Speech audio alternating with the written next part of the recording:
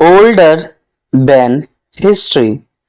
History इतिहास से भी बहुत ही ज्यादा पुराना। हमारे आसपास में बहुत सारी चीजें या बहुत सारे व्यक्ति हैं जिनकी एग्जिस्टेंस इतिहास से भी पुरानी है, मतलब उनके जाने के बाद भी उनका अस्तित्व एग्जिस्टेंस अभी भी मौजूद है। अगर हम इस वर्क के बारे में बात करें तो इसे following the equator a journey around the world, जो कि एक ट्रेवलॉग है, मार्क ट्वेन के द्वारा लिखा गया। ट्रेवलॉग क्या होता है? तो जब कोई व्यक्ति कहीं घूम रहा है और उस जगह के बारे में जहां जहां वह जा रहा उसके बारे में लिखता है तो उसे ट्रेवलॉग कहते हैं।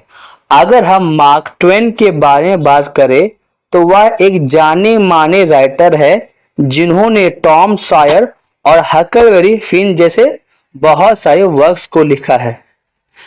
इन्होंने 1895 में यह निश्चय किया था कि वह पूरे के पूरे वर्ल्ड का टूर लगाएंगे, जिसमें वह इंडिया भी आते हैं और वह उस समय आते हैं जिस समय ब्रिटिशर्स का इंडिया पे शासन था। वो मार्क ट्वेन यहाँ पे घूमते हैं और यहाँ की चीजों के बारे में वह बताते हैं। अब इससे पहले हम थोड़ा मार्क ट्वेन के बारे में भी जान लेते हैं। मार्क ट्वेन का लाइफ स्पेन 1835 से 1910 है। उनका original name Samuel Langhorne Clement था और उनका पेन नेम था मार्क ट्वेन। पेन नेम क्या होता है? तो जब कोई व्यक्ति किसी भी तरीके के वर्क को लिखता है तो जिस नाम से वह लिखता है उसे ही पेन नेम कहते हैं। अगर हम मार्क ट्वेन के बारे में बात करें तो वह एक American writer, humourist, entrepreneur, publisher और लेक्चरर है और उन्हें फादर ऑफ अमेरिकन लिटरेचर भी कहा जाता है। अगर बात किया जाए उनके पालन पोषण वो बढ़े कहाँ पे, तो मिसूरी में एक जगह जिसका नाम है हैनिबल, तो वहीं पे वो बढ़े थे। मसूरी में बोला जाता है कि इनके बहुत फेमस बुक जैसे एडवेंचर ऑफ हकलबेरी फिन और टॉम सॉयर भी यहीं पे लिखा गया था। अब इसके बाद हम शुरू करते हैं कहानी। कहानी की शुरुआत में बताया जाता है कि यहाँ पे हम अमेरिकन ऑथर जो कि हमारे मार्क ट्वेन है उनके बारे में बताया जा रहा है कि वह वाराणसी घूमने जाते हैं, जो कि बहुत ही लंबे समय से एग्जिस्ट करता है। और इसी वाराणसी में बहुत सारे पर्सन है, ग्रेट पर्सनालिटीज, जिनका जन्म या फिर उनका किसी न किसी तरीके से कनेक्शन वाराणसी से था, जिसमें सबसे पहले आते हमारे मदन मोहन मालवीय। अगर इनके बारे में बात करें तो वह एक स्कॉलर थे, एक एजुकेशनिस्ट थे और एक फ्रीडम फाइटर थे और इन्होंने ही बनारस हिंदू यूनिवर्सिटी को खोला था। सेकंड हमारे कबीरदास एक पोएट है, एक स्पिरिचुअल लीडर थे और उन्हें उनके द्वारा लिखी गई दोहे के लिए जाना जाता है। थर्ड हमारी है गिरिजा देवी एक क्लासिकल सिंगर है, वो भी बनारस घराना से और इनकी ठुमरी स्टाइल ऑफ सिंगिंग बहुत ही ज्यादा फेमस है। फोर्थ है हमारे मुंशी प्रेमचंद, जो कि बहुत ही ज्यादा फेमस है अपने स्टोरीज और नोवेल के लिए, और इनके जितनी वर्क्स थे वह इंडियन सोसाइटी की रियलिटीज को दिखाता है। पांचवा हमारे हो जाती है सितारा देवी, जो कि एक कथक डांसर है और वह बनारस घराना से बिलोंग करती है। फिर उसके बाद लास्ट हमारा बिस्मिल्लाह खान, जो कि एक इंडियन म्यूजिशियन है और उन्हें मास्टर ऑफ द शहनाई भी कहा जाता है। तो ये सारे के सारे पर्सनालिटीज बनारस घराना से बिलोंग करते हैं। तो अब इसी के साथ हम शुरू करते हैं कहानी की शुरुआत में बताया जाता है कि बनारस जाने के लिए जो ट्रेन होती है वह दिन के समय जाती है और कुछ घंटे ही लगते हैं उस डिस्टेंस को ट्रैवल करने के लिए। और यहाँ पे बहुत सारे ट्रेन थे जो कि दोपहर को मुगल सराय से निकलती है और फिर मुगल सराय से बनारस की ट्रेन 2 घंटे आने जाने में लगती है।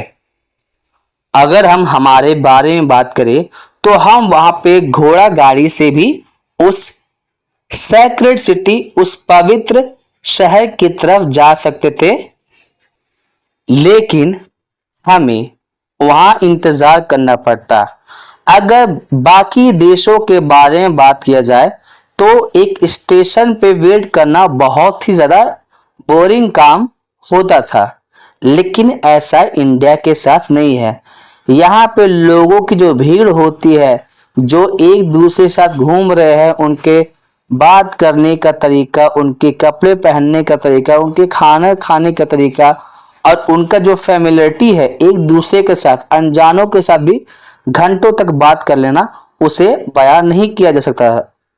और 2 घंटे के बाद हम लोग वहां पहुंच चुके थे, लेकिन अभी भी हम उस शहर से दूर थे। हम एक होटल में पहुंचे थे। अगर उस होटल के बारे में बात किया जाए तो उसका माहौल एकदम घर की जैसा था, बहुत ही ज्यादा आरामदायक।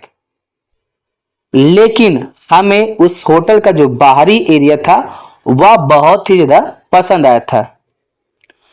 वह वाराणसी से 1 मील के आसपास दूर होगा और वह ऐसा लग रहा था कि वाराणसी के बीचों बीच में बनाया गया है। वो एक तरीके से बंगला था जिसके चारों ओर फ्लोर थे और बीच में वरांडा था, जिसे हम बरांडा के नाम से भी जानते हैं। अगर मैं इंडिया के बारे में बात करूं तो इंडिया में बहुत सारे डोर्स होते हैं, हर जगह डोर्स, हर जगह दरवाजे, लेकिन ऐसा क्यों मुझे नहीं पता। वे हमेशा बंद नहीं रहते, वह हमेशा खुले रहते हैं और दरवाजे के पास हमेशा पर्दा लगा हुआ रहता है ताकि सूरज की रोशनी घर की तरफ आए। ऐसे दरवाजा बंद रहेगा तो सूरज की रोशनी का पता ही नहीं चलेगा। तो नॉर्मली लोग क्या करते हैं, पर्दा लगा करके यहाँ रहते हैं। यहाँ पे एक कंपाउंड है जहां पे एक पेड़ लगा हुआ है और उस पेड़ पे एक बंदर रहता है। उसी के बगल में एक कुआं है जहां पे बैलों का इस्तेमाल करते हुए पानी निकाला जाता है। और उन बैलों को कौन इस्तेमाल कर रहे हैं, तो 2 भारतीय लोग उसका इस्तेमाल कर रहे थे। अगर मैं जिस जगह पर रुका हूं उसके बारे में बात करूं तो वहां का सबसे अच्छा सीनरी, सबसे अच्छा दृश्य है वह पेड़, वहां पे कुआं। मुझे बहुत ज्यादा अच्छा लगता है वहां पे अकेले बैठना, मुझे काफी शांति का अनुभव होता है।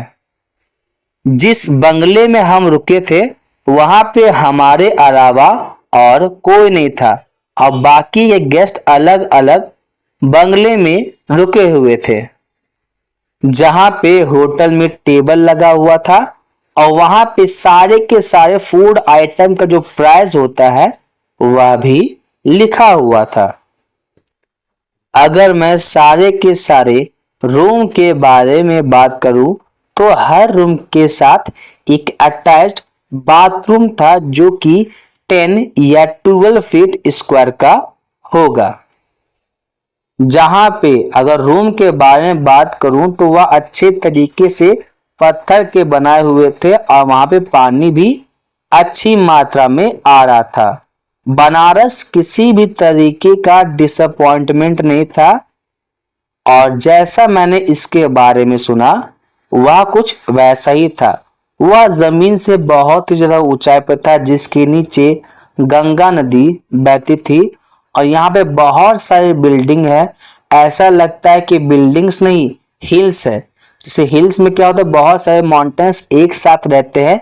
वही दूसरी ओर इस बिल्डिंग्स के बारे में बात करूं जहां मैं बनारस में हूं तो यहाँ पे मुझे बहुत सारे बिल्डिंग्स देखने को मिल रही है और इतनी ज्यादा बिल्डिंग्स है कि मैं तो कभी कभी कंफ्यूज भी हो जाता हूँ। यह बहुत ही लंबे, पतले और टेम्पल जैसे स्ट्रक्चर में बने हुए थे और यहाँ से नदी से इसका दृश्य देखने में तो बहुत ही ज्यादा मजा आता था। अगर मैं बनारस के बारे में बात करूं तो हिस्ट्री से बहुत ज्यादा ओल्ड है, बहुत ही लंबे समय से यहाँ पे लोग रहते हैं और बहुत सारे लेजेंड्स की यहाँ पे जन्म भी हुआ है। बनारस के बारे में बात करूं तो यहाँ पे मस्जिद भी मुझे देखने को मिलता है और मंदिरों की संख्या तो अनंत है, उसे मैं गिन ही नहीं सकता, इतनी ज्यादा मंदिर मुझे यहाँ देखने को मिल रहे हैं। और जिस तरीके का यह मंदिर मैं देख पाता हूं, यह तो मुझे बहुत ही ज्यादा एक्स्ट्रा ऑर्डिनरी लगता है। मतलब इस तरीके के शेप में लोग मंदिर बनाते कैसे होंगे, मैं इसी बारे में सोचता हूँ। यहाँ पे लोगों की अच्छी खासी भीड़ है और वही मैं गंगा नदी के बारे में बात करूं तो इसके हर बूंद में, इसके पानी के हर एक कण में मुझे मंदिर देखने को मिलता है। मतलब बनारस में जो गंगा नदी जो बह रही है, उसमें अगर मैं परछाई में देखता हूं तो वहां पे मुझे मंदिर के अलावा कुछ दिखाई ही नहीं पड़ रहा है। बनारस एक बहुत ही पवित्र शहर है और जिस पल आप इस जगह पे आते हो, उसी पल आपका कनेक्शन पूरी दुनिया से अलग हो जाता है। यहाँ पे बहुत ही ज्यादा खुशी का अनुभव होता है जिसके बारे में मैं बता ही नहीं सकता। बनारस का सबसे अच्छा दृश्य कहाँ पे है, तो यहाँ की जो गंगा नदी वहां, तो यहाँ पे जो गंगा नदी है वो बहुत ही ज्यादा फैली हुई है।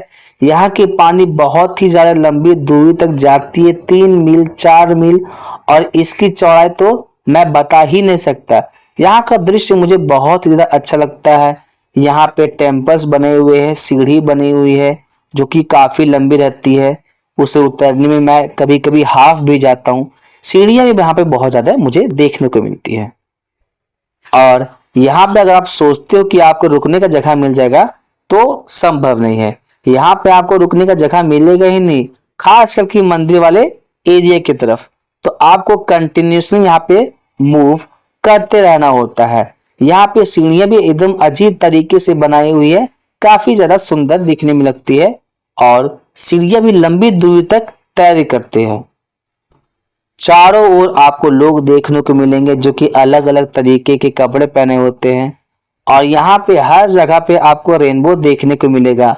और यहाँ पे चारों ओर लगता है कि मानो कि चारों ओर गार्डन ही है। नदी के चारों ओर जितनी भी सीढ़ियां हैं, सीढ़ियां के हर एक तरफ में आपको पेड़ पौधे देखने को मिल सकते हैं। और इस गंगा नदी में हम लोग चप्पू चलाने वाले बोट में बैठ करके इस दृश्य का बहुत ही ज्यादा आनंद उठाते थे।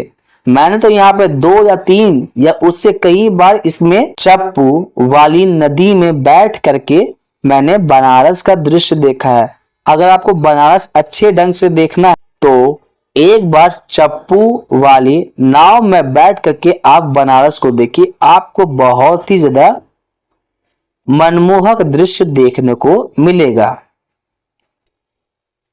अगर मैं गंगा नदी के बारे में बात करूं तो यहाँ पे जो भारतीय हैं उनका यह विश्वास है कि गंगा नदी में जो कोई भी इसमें डुबकी लगाता है या किसी भी तरीके की इम्प्योरिटी इसके अंदर जाती है तो जैसी वह से छूती है वह प्योर हो जाती है।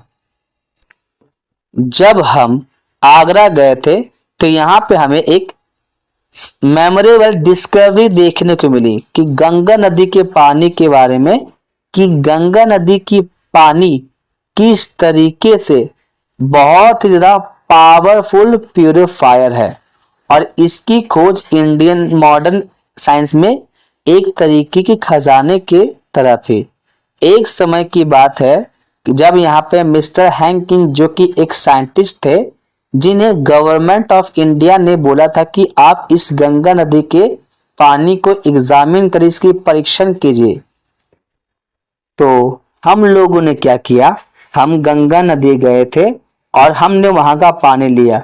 हमने उसमें कोलेरा के बहुत सारे जर्म्स एक एक करते डालते गए, लेकिन 6 घंटे के भीतर कोलेरा के सारे जर्म्स खत्म हो चुके थे।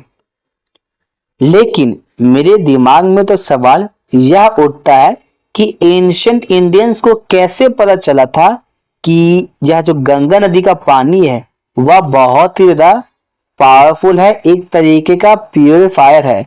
क्या उस समय भी किसी भी तरीके के जेम्स साइंटिस्ट होते थे? हमें इस बारे में कोई भी जानकारी नहीं है। हमें तो बस इतनी ज्यादा जानकारी है कि जब हम एक समय पे जानवर थे, आदि मानव थे, इनकी सिविलाइजेशन बहुत ही लंबे समय से चलती आ रही थी। जहां तक मुझे जानकारी है या जहां तक मैं देख पाता हूं, तो कुछ भी चीज नहीं है जिसको आज तक इंसान ने नहीं छुआ है। लेकिन मैं इंडिया के बारे में बात करूं तो यह एक बहुत ही ज्यादा एक्स्ट्रा ऑर्डिनरी कंट्री है, जिसे सूरज एक बार दिन में घूमने को जरूर आते हैं। यहाँ पे कुछ भी ऐसा नहीं है जिसे मैं कभी भूलूंगा, या फिर यहाँ पे कुछ भी ऐसा नहीं है जिसे मैंने दोबारा ना देखा हो। सिंपल शब्दों में मैं यह कह सकता हूं कि यह लैंड ऑफ वंडर्स है।